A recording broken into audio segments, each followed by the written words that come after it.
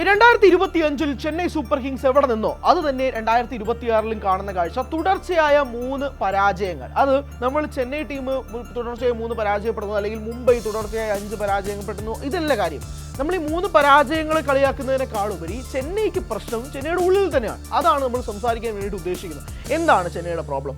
നമ്മൾ ഈ സീസൺ തുടങ്ങുന്നതിന് മുമ്പ് തന്നെ ധോണി എന്ന് പറയുന്ന എക്സ് ഫാക്ടർ ചെന്നൈക്ക് ഉണ്ടാകും, ചെന്നൈയുടെ ഫാൻസ് അതനുസരിച്ച് വർദ്ധിക്കുമെന്നൊക്കെ പ്രതീക്ഷ നടത്തുന്നത്. ഇതാണ് ചെന്നൈ സൂപ്പർ കിങ്സിന്റെ ഒഫീഷ്യൽ സ്റ്റേറ്റ്മെന്റ് വരുന്നു. ധോണിക്ക് വയ്യ, കാഫ് ഇഞ്ചറിയാണ്, അതുകൊണ്ട് ആദ്യത്തെ 2 ആഴ്ച ധോണി കളിക്കില്ല എന്നുള്ളതാണ്. അതായത് ഏകദേശം ആദ്യത്തെ 6 മത്സരങ്ങൾ ധോണി ഉണ്ടാവില്ല CSKക്ക് വേണ്ടിയിട്ടുള്ളതാണ്.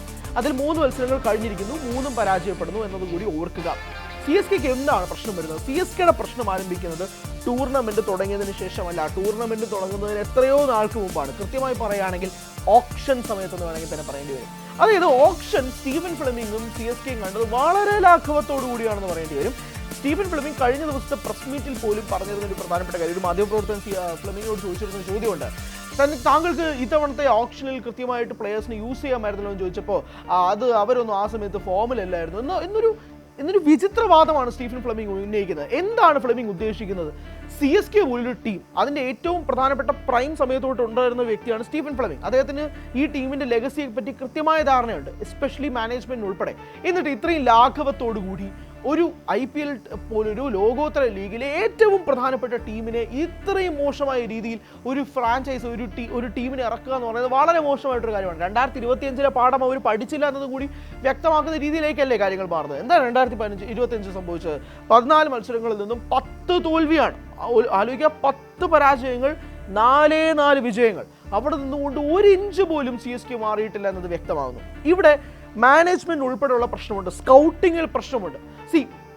കഴിഞ്ഞ മത്സരത്തിൽ CSK എത്ര ഫോറിൻ പ്ലേയേഴ്സിനെ വെച്ച് ഇറങ്ങിയത്? 3 ഫോറിൻ പ്ലേയേഴ്സ്, 4 പേരെ ഇറക്കാം, 3 പേരെ ഇറക്കിയിട്ടുള്ളൂ. അതിന് മുന്നത്തെ മത്സരത്തിൽ എന്താ സംഭവിച്ചത്? അതിന് മുന്നത്തെ മത്സരത്തിൽ വെറും 2 ഫോറിൻ പ്ലേയേഴ്സിനെ മാത്രമാണ് CSK ഇറക്കിയത്. അതായത് CSK എന്താ ഉദ്ദേശിക്കുന്നത്? 4 ഫോറിൻ പ്ലേയേഴ്സിന് നിങ്ങൾക്ക് യൂസ് ചെയ്യാൻ കഴിയുമ്പോൾ നിങ്ങൾക്ക് 4 ഫോറിൻ പ്ലേയേഴ്സിന് ടീമിൽ ഇറക്കാനുള്ള സ്പേസ് പോലും ഇല്ല എന്നാണോ CSK പറയുന്നത്? ഒരു ഡെവോൾ ബ്രേവ്സിന് പരിക്കായി കഴിഞ്ഞാൽ, ഒരു നേതൻ എല്ലിസിന് പരിക്കായി കഴിഞ്ഞാൽ നിങ്ങൾക്ക് വേറൊരു ഫോറിൻ പ്ലെയർ ഇല്ല എന്നാണോ CSK മാനേജ്മെന്റ് ഉദ്ദേശിക്കുന്നത്? അങ്ങനെയാണ് മാനേജ്മെന്റ് ഉദ്ദേശിക്കുന്നതെങ്കിൽ അവിടെ ആരംഭിക്കുകയാണ് ഒരു ടീമിന്റെ പതനം എന്നതാണ്. ഈ 3 പരാജയങ്ങൾ മാത്രമല്ല നമ്മൾ സംസാരിക്കുന്നത്, CSKയുടെ ഉള്ളിൽ തന്നെ പ്രശ്നങ്ങൾ നടക്കുന്നുണ്ട്. ഉദാഹരണത്തിന് ഈ CSK ഏറ്റവും വലിയ കുട്ടി ഘോഷിച്ച് ആഘോഷിച്ച് പട്ടാഭിഷേകം പോലെ നടത്തിക്കൊണ്ട് ഒരു പ്ലെയറിനെ കൊണ്ടുവന്നതാണല്ലോ സഞ്ജു സാംസന്റെ നിലവിലത്തെ സ്ഥിതി എന്താണ്? ആദ്യത്തെ മത്സരത്തിൽ 6 റൺ, രണ്ടാമത്തെ മത്സരത്തിൽ 7 റൺ, ഇന്നലത്തെ മത്സരത്തിൽ 9 റൺ, 2 അക്കം പോലും കടക്കാൻ player of the tournament 2025 ICC T20 ലോകകപ്പിലെ പ്ലെയർ ഓഫ് ദ ടൂർണമെന്റിന് കഴിയുന്നില്ല എന്നത് ആലോചിച്ച് നോക്കുക. ഓർക്കുക, 97, 89, 89 എന്നീ 3 ബ്രഹ്മാണ്ഡ ഇന്നിംഗ്സ് കഴിഞ്ഞ ഒരു വ്യക്തിയാണ് 1 മാസം പോലും ആ ഇടവേള ആകുന്നതിന് മുമ്പ് തന്നെ ഒരു ഫ്രാഞ്ചൈസിന് വേണ്ടി കളിക്കാൻ എത്തുമ്പോഴേക്കും 3 ഇന്നിംഗ്സുകൾ കളിക്കുന്നു. അത് ഒരെണ്ണം പോലും 2 അക്കം കടക്കുന്നില്ല എന്നത് കൂടി ഓർക്കുക. സഞ്ജുവിന് മേലെ ഉണ്ടാകുന്ന പ്രഷർ നമുക്ക് മനസ്സിലാക്കാൻ കഴിയും. സഞ്ജുവിന് വല്ലാത്ത പ്രഷറുണ്ട്, സഞ്ജു ഡെലിവർ ചെയ്യണം, 18 കോടി രൂപയ്ക്ക് കൊടുത്ത മുതലാണ് എന്നൊക്കെ മനസ്സിലാക്കാം. എന്നാൽ നേരെ മറിച്ച് ക്യാപ്റ്റൻ ഋതുരാജ് ഗെയ്ക്വാദിന്റെ അവസ്ഥ ആലോചിക്കുകയെ, അദ്ദേഹം ക്യാപ്റ്റൻസിയിലേക്ക് വന്നത് തൊട്ട് CSKക്ക് കണ്ടത് ശരിയാണെന്ന് പറയേണ്ടി വരും. അതിങ്ങനെ തുടർച്ചയായി പൊക്കോണ്ടിരിക്കുകയാണ്. അദ്ദേഹത്തിന് ഒരു ഗൈഡൻസ് ഗ്രൗണ്ടിൽ ഉണ്ടാവുന്നില്ല. ധോണി ഉണ്ടായിരുന്നപ്പോൾ ധോണി എന്നൊരു പ്ലെയർ ഇപ്പോൾ DRS വിളിക്കാനായിക്കോട്ടെ, അല്ലെങ്കിൽ ഒരു കൃത്യമായ രീതിയിൽ ഒരു ഡിസിഷൻ മേക്കിങ്ങിനായിക്കോട്ടെ, അവിടെ ഫീൽഡ് സെറ്റ് ചെയ്യാനായിക്കോട്ടെ, ധോണി ഇറങ്ങി കളിക്കും. ഇവിടെ അങ്ങനെ ഒരു പരിപാടി ഇല്ല. ഓബ്വിയസ്ലി സഞ്ജു സാംസൺ പോലൊരു പ്ലെയർ രാജസ്ഥാൻ റോയൽസിന് വേണ്ടി എത്രയോ സീസൺ ക്യാപ്റ്റൻ ചെയ്തൊരു പ്ലെയറിന് ഒരു ഫ്രാഞ്ചൈസിലേക്ക് വരുമ്പോൾ വേണമെങ്കിൽ ഋതുരാജ് ഗെയ്ക്വാദിനെ സഹായിക്കാം. പക്ഷെ സഞ്ജുവിൽ നിന്നും ഒരു തരത്തിലുള്ള സഹായം ഗെയ്ക്വാദിന് കിട്ടുന്നില്ല. ഫ്രെയിമിലേ ഇല്ല സഞ്ജു എന്ന് വേണമെങ്കിൽ തന്നെ വിളിക്കാം. DRS എടുക്കാൻ വേണ്ടിയിട്ട് പോലും ഒരു വിക്കറ്റ് കീപ്പറിന് പോലും കൃത്യമായിട്ട് കിട്ടുന്ന ഒരു അതുപോലും സഞ്ജു കൃത്യമായിട്ട് ഗെയ്ക്വാദിന് കൊടുക്കുന്നതായിട്ടുള്ള ഒരു മൊമെന്റ് പോലും നമ്മൾ ഈ 3 മത്സരങ്ങളിൽ കണ്ടിട്ടില്ല. ഫ്രാഞ്ചൈസിനിടയിൽ പ്രശ്നമുണ്ട്. ജേമി ഓവർട്ടൺ ആദ്യത്തെ മത്സരത്തിൽ CSK 100 താഴെ പുറത്താവേണ്ടിരുന്ന മത്സരത്തിൽ കഷ്ടപ്പെട്ട് ബുദ്ധിമുട്ടി 127ലേക്ക് കൊണ്ടെത്തിച്ചത് ജേമി ഓവർട്ടന്റെ ഇന്നിംഗ്സ് ആണ്. എന്നിട്ട് രണ്ടാമത്തെ മത്സരത്തിൽ ജേമി ഓവർട്ടൺ എവിടെ? പ്ലേയിങ് 11 പോലും ജേമി ഓവർട്ടൺ ഇല്ല. എന്നിട്ടാണ് 3ാമത്തെ മത്സരത്തിലേക്ക് ജേമി ഓവർട്ടനെ കൊണ്ടുവന്നത്. അതായത് ഒരു പ്ലെയർ നിങ്ങൾക്ക് നിർണായകമായ സമയത്ത് കൊണ്ടുവന്ന ഒരു പ്ലെയർ, ഓർക്കുക CSK മാനേജ്മെന്റ് ആണ്. ഒരു പ്ലെയർ അങ്ങനെ കളിച്ചിട്ടുണ്ടെങ്കിൽ ചിലപ്പോൾ അടുത്ത 6 മത്സരത്തിലേക്ക് ആ പ്ലെയറിനെ എന്തായാലും CSK ഇടും. കാരണം CSK അങ്ങനെ മാറ്റങ്ങൾ ആഗ്രഹിക്കുന്ന ഒരു ടീമേ അല്ല. എപ്പോഴും we are with the same squad എന്ന് തന്നെയാണ് ടോസിൽ നിൽക്കുന്ന ക്യാപ്റ്റൻ, അതിപ്പോൾ ധോണി ആയാലും ഗെയ്ക്വാദ് ആയാലും പറഞ്ഞുകൊണ്ടിരുന്നത്. പക്ഷെ ഇവിടെ അങ്ങനെയല്ല. ഇവിടെ ആ പ്ലെയറിനെ കാണുന്നില്ല. അതും ഓർക്കുക, ഒരു ഫോറിൻ പ്ലെയർ ആണ്.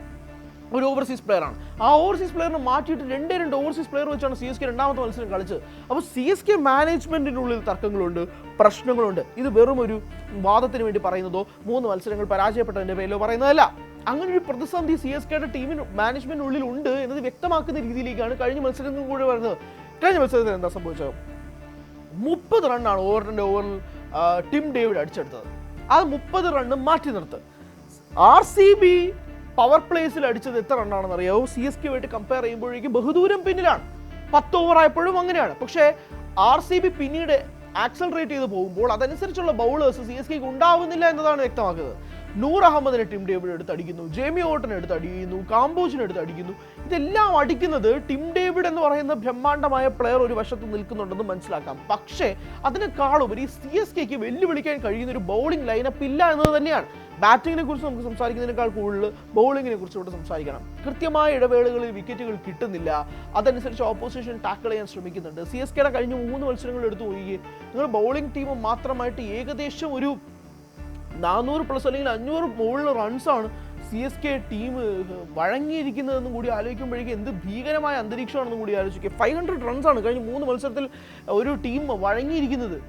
500+ റൺസ് എടുത്തേക്കുന്ന വിക്കറ്റ് 10 വിക്കറ്റാണ് 3 മത്സരങ്ങളിലായിട്ട്. സോ അതുണ്ടാക്കുന്ന ഭീകരാന്തരീക്ഷം എന്ന് പറയുന്നത് ഒരു ലെഗസി, ഇത്രയും ലെഗസി 5 കപ്പുകളുള്ള ഒരു ഫ്രാഞ്ചൈസിന് അതിൽപ്പെട്ട ആരാധകർക്ക് ഒട്ടും ദഹിക്കുന്ന കാര്യമല്ല. അതുകൊണ്ട് തന്നെയാണ് ഈ സീസൺ ഒരിക്കലും ആരാധകർക്ക് സന്തോഷം ഉണ്ടാക്കുന്ന ഒരു ഫാക്ടർ പോലും ഇല്ലാത്തത്.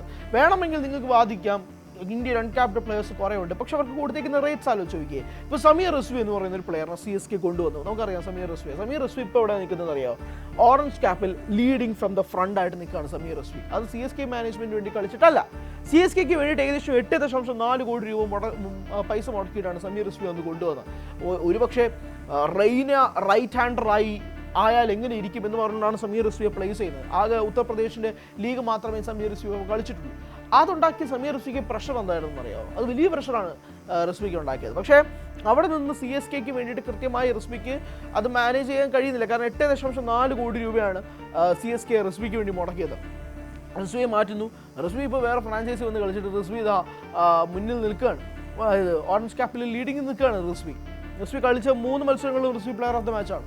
അപ്പോൾ ഒരു പ്ലെയറിന് അയാൾക്ക് കിട്ടുന്നതിനേക്കാൾ കൂടുതൽ തുക കിട്ടുമ്പോഴുണ്ടാവുന്ന പ്രശ്നങ്ങളാണ് ഇവിടെ സൂചിപ്പിക്കുന്നത്, അല്ലെങ്കിൽ പറയാൻ വേണ്ടി ശ്രമിക്കുന്നത്. അതെന്തുകൊണ്ട് പറഞ്ഞത് ഞാൻ പറഞ്ഞുതരാം. 2 പ്രധാനപ്പെട്ട പ്ലെയേഴ്സാണ് CSK ഇത്തവണ പ്രധാനമായും ഓപ്ഷനിൽ വാങ്ങിച്ചത്. ഒന്ന് കാർത്തിക് ശർമ്മ, മറ്റൊന്ന് പ്രശാന്ത് വിയർ. 2 അൺക്യാപ്ഡ് പ്ലെയേഴ്സാണ്. 2 പേർക്കും മുടക്കിയിരിക്കുന്ന തുക എത്രയാണെന്ന് അറിയാമോ? 14.2 കോടി ഒരാൾക്ക്, 14.2 കോടി മറ്റൊരാൾക്ക്. 28.4 കോടി രൂപയാണ് 2 പ്ലെയേഴ്സിന് വേണ്ടി മാത്രമായിട്ട് CSK മാനേജ്മെന്റ് ഇത്തവണത്തെ IPL ഓപ്ഷനിൽ എടുത്തത്. ഒരുമാതിരി അവരെ കിട്ടിയേ മതിയാകൂ എന്നുള്ള രീതിയിലാണ് CSK കളിച്ചത്. എന്നിട്ട് എന്താണ് ഇപ്പോൾ നടക്കുന്നത്? പ്രശാന്ത് വിയർ കഴിഞ്ഞ മത്സരത്തിൽ കളിച്ചു, ഓക്കെ, സംഭവിച്ചു. പക്ഷെ അത് എപ്പോഴും ഉണ്ടാവുമെന്ന് ഉറപ്പുണ്ടോ? ഇല്ല. 28 കോടി 2 പ്ലെയേഴ്സിന് വേണ്ടി മുടക്കുമ്പോഴേക്കും അറ്റ്ലീസ്റ്റ് ഒരു ബാലൻസിങ് ഉണ്ടാക്കാനുള്ള ശ്രമമെങ്കിലും CSK നടത്തിയോ? ഇല്ല. ആകെ CSKക്ക് ഇത്തവണ ഒരു മുതൽ മുടക്കായിട്ട് കിട്ടിയെന്ന് പറഞ്ഞാൽ, മുതൽ മുടക്കല്ല, ആ മുടക്കിയതിനേക്കാളും 10 ഇരട്ടി ലാഭം എന്ന് വേണമെങ്കിൽ വിളിക്കാമെന്ന് പറയുന്നത് സർഫറാസ് ഖാനാണ്. സർഫറാസ് ഖാൻ കൃത്യമായിട്ട് CSKക്ക് വേണ്ടിയിട്ട് കളിക്കുന്നുണ്ട്. അവർക്ക് ആവശ്യമായ ഘട്ടങ്ങളിൽ ഇറങ്ങുന്നുണ്ട്.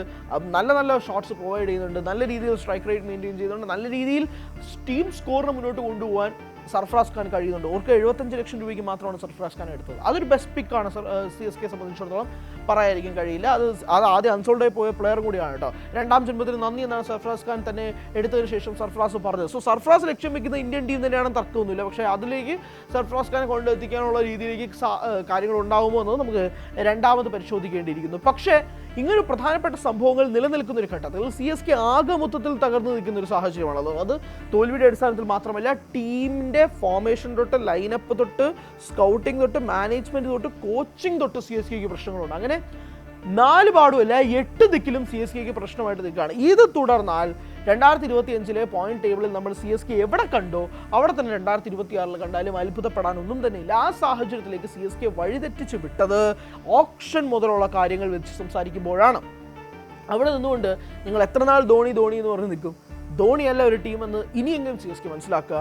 ഫ്രാഞ്ചൈസ് അതിനനുസരിച്ച് ബിൽഡ് ചെയ്യുക, ആ ലെഗസി ക്രിയേറ്റ് ചെയ്ത് തകർക്കാതിരിക്കുക. ഒരുപാട് പേരുടെ അധ്വാനം കൊണ്ടാണ് CSK ആ ഒരു ലെഗസി ഇപ്പോഴും മെയിൻറ്റെയിൻ ചെയ്യുന്നത്. ആ ലെഗസിയെ തന്നെ ഇല്ലാണ്ടാക്കുന്ന രീതിയിൽ കുറേ മോശം തീരുമാനങ്ങൾ കൊണ്ട് ഒരു ഫ്രാഞ്ചൈസിനെ ആകെ മൊത്തത്തിൽ നാണം കെടുത്തുന്ന രീതിയിലേക്കും ഇത്രയും ഫാൻ ബേസിനെ തകർത്തെറിയുന്ന രീതിയിലേക്കും കാര്യങ്ങൾ മാറ്റാതിരിക്കാൻ CSK എത്രയും പെട്ടെന്ന് തന്ത്രങ്ങൾ മെനഞ്ഞില്ലെങ്കിൽ നമ്മൾ വീണ്ടും അതേ പോയിന്റ് ടേബിൾ തന്നെ കാണേണ്ടി വരും. കൂടുതൽ വാർത്തകൾക്ക് News 18 Keralam YouTube channel subscribe ചെയ്യുക.